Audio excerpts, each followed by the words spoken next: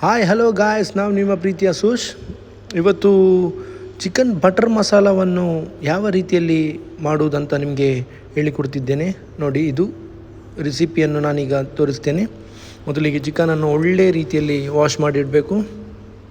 ಅದನಂತರ onion, green chilli, ginger garlic ಮತ್ತು curry leaves ಮತ್ತು coconut, ಅದೇ ರೀತಿ ಟೊಮೆಟೊ 2. ಮೊದಲಿಗೆ ಚಿಕನನ್ನು ಮ್ಯಾಗ್ನೇಟ್ ಮಾಡಬೇಕು.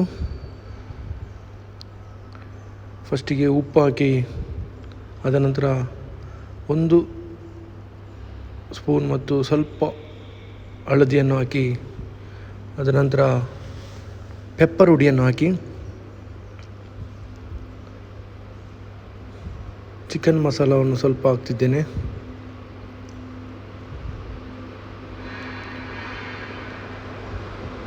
ಅದನಂತರ ಕರ್ಡ್ ಹಾಕ್ತಿದ್ದೇನೆ, ಮೊಸರು.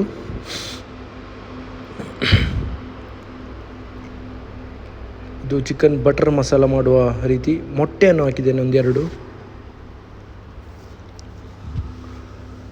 ಒಳ್ಳೆಯ ರೀತಿಯಲ್ಲಿ ಮಿಕ್ಸಿಂಗ್ ಮಾಡಬೇಕು. ನೋಡಿ, ಈ ರೀತಿ ಚೆನ್ನಾಗಿ ಮಿಕ್ಸ್ ಮಾಡಿದ ನಂತರ ಒಂದು ಮಿಕ್ಸಿ ಜಾರಲ್ಲಿ ತೆಂಗಿನ ತುರಿಯನ್ನು ತಗೊಂಡು ಅದಕ್ಕೆ ಕೊತ್ತಂಬರಿ ಹುಡಿಯನ್ನು ಹಾಕ್ತಿದ್ದೇನೆ 1-2 ಸ್ಪೂನ್. ಹಳದಿ ಹುಡಿ 1/2 ಸ್ಪೂನ್ ಹಾಕ್ತಿದ್ದೇನೆ, ಯಾಕಂದರೆ ಮೊದಲಿಗೆ ಹಾಕಿದ್ದೇನೆ. Chilli powder 1-2 spoon. Garam masala 1 spoon. ಅದನಂತರ ಒಳ್ಳೆ ರೀತಿಯಲ್ಲಿ ಸಣ್ಣ ಮಾಡಬೇಕು. ಒಳ್ಳೆ ಮಿಕ್ಸಿಂಗ್ ಆಗಬೇಕು, ಆದರೆ ತುಂಬ ಸಣ್ಣ ಆಗಿ ಇರಬೇಕು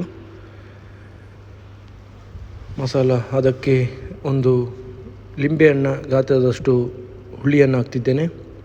ನೋಡಿ, ಈ ರೀತಿ ಆಗಬೇಕು ಮಸಾಲ. ಅದನಂತರ ಒಂದು ಫ್ರೈ ಫ್ರೇಮಿಗೆ ಅಮೂಲ್ ಅವರ ತುಪ್ಪವನ್ನು ಹಾಕಿ ಗರಂ ಮಸಾಲವನ್ನು ಫಸ್ಟಿಗೆ ಹಾಕ್ತಿದ್ದೇನೆ. ಚಕ್ಕೆ ಲವಂಗ ಲೀವ್ಸ್, ಅದನಂತರ ಕರಿ ಲೀವ್ಸನ್ನು ಮೊದಲಿಗೆ ಹಾಕಿ ಜಿಂಜರ್ ಗಾರ್ಲಿಕನ್ನು ಹಾಕಿ ಫ್ರೈ ಮಾಡ್ತಿದ್ದೇನೆ. ಬ್ರೌನಿಷ್ ಕಲರ್ ತನಕ ಬರಬೇಕು. ಅದಾದ ನಂತರ ನೀರುಳ್ಳಿ ಮತ್ತು ಕಾಯಿಮೆಣಸನ್ನು ಅದೇ ಮಿಶ್ರಣಕ್ಕೆ ಬೆರೆಸ್ತಿದ್ದೇನೆ. ಇದು ಕೂಡ ಬ್ರೌನಿಷ್ ಕಲರ್ ತನಕ ಬರಬೇಕು. ಸ್ವಲ್ಪ ಉಪ್ಪು ಹಾಕ್ತಿದ್ದೇನೆ, ಯಾಕೆಂದರೆ ನಾನು ಮೊದಲು ಒಂದು ವಿಡಿಯೋದಲ್ಲಿ ಹೇಳಿದ್ದೇನೆ, ನೀರುಳ್ಳಿ ಹಾಕುವಾಗ ಉಪ್ಪು ಹಾಕಿದರೆ ಸ್ವಲ್ಪ ರುಚಿ ಜಾಸ್ತಿ. ಬ್ರೌನಿಷ್ ಆದ ನಂತರ ಟೊಮೆಟೊ ಹಾಕಿ ಒಳ್ಳೆ ಮಿಕ್ಸ್ ಮಾಡ್ತಿದ್ದೇನೆ. ಅದನಂತರ ಮಿಕ್ಸಿಯಲ್ಲಿ ಮಿಕ್ಸ್ ಮಾಡಿದ ಈ ಮಸಾಲೆಯನ್ನು ಈ ಮಿಶ್ರಣಕ್ಕೆ ಬೆರೆಸಿದ್ದೇನೆ. ನಂತರ ಒಳ್ಳೆ ಕುದಿ ಬರಬೇಕು. ಈ 10 ನಿಮಿಷ ಹಾಗೆ ಬಿಟ್ಟಿದ್ದೇನೆ. ಅದನಂತರ ಬಟರನ್ನು ಹಾಕ್ತಿದ್ದೇನೆ. ಚಿಕನ್ ಬಟರ್ ಮಸಾಲ ಆದ ಕಾರಣ ಬಟರನ್ನು ಇದಕ್ಕೆ ಮಸಾಲಕ್ಕೆ ಮಿಕ್ಸ್ ಮಾಡಿ ಒಳ್ಳೆಯ ರೀತಿಯಲ್ಲಿ ಮಿಕ್ಸ್ ಮಾಡ್ತೇನೆ.